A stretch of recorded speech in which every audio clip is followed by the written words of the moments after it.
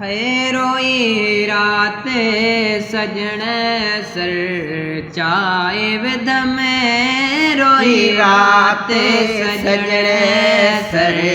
चाए विध में रुठा हुआ पर पोए पर चाए विध में रोई रात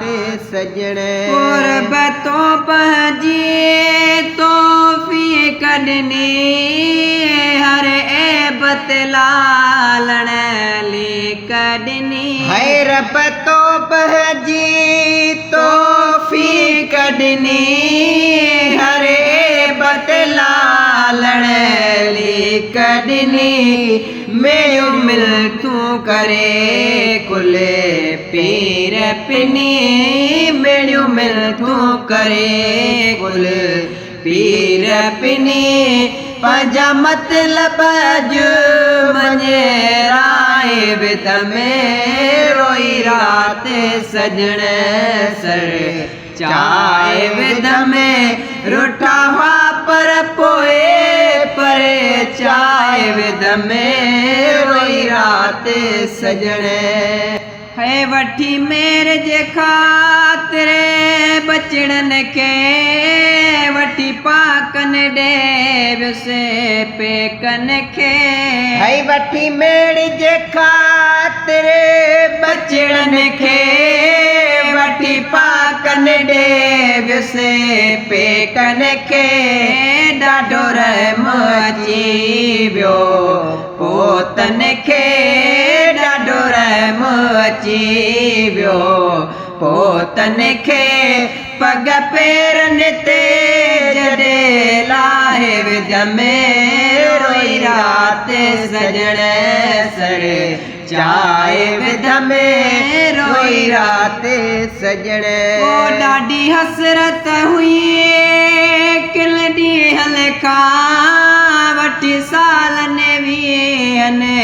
टीहनि खां है ॾाढी हसरत हुई किने ॾींहनि खां वठी सालनि वीहनि टीहनि खां अल्हम्दुलिल्लाह जो छीहनि खां अल्हम्दुलिल्लाह जो छीहनि खां पंहिंजे फातल जिंद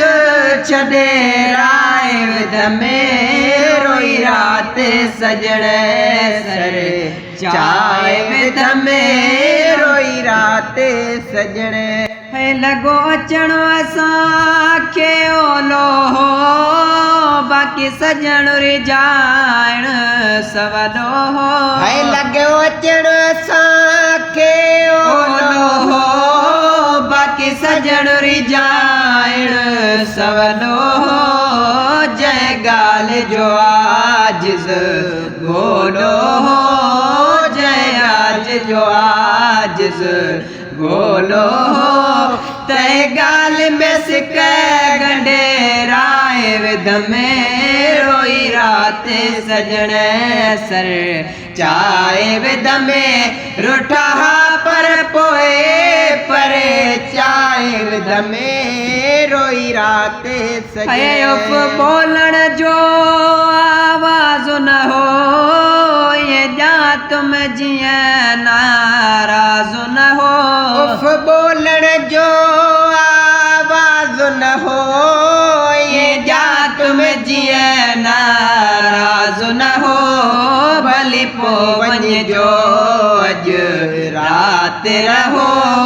भली पो वञ जो अॼु रात रहो चई तकड़ा पिरी तरे साए विध में रोई रात सजण सर चाय विध में रोई रात सजण ओ मुझे तड़े ते लजपाल लड़ी आया चांगे ते अज रात चढ़ी है मुझे तड़े ते लजपाल लड़ी आया चांगे ते अज रात चढ़ी हिक ही आई बियो मौलूद पढ़ी हिक ही आई बियो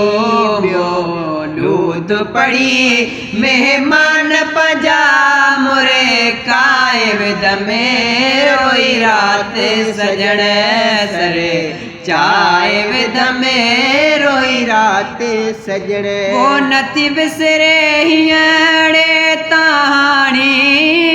हीअ गुलाम लबिया खां गॾु जाणी हे नथी बिसरे हीअड़े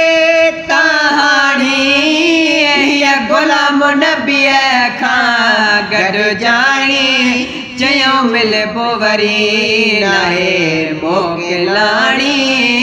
चयूं मिलबो वरी नाहे मोकिलाणी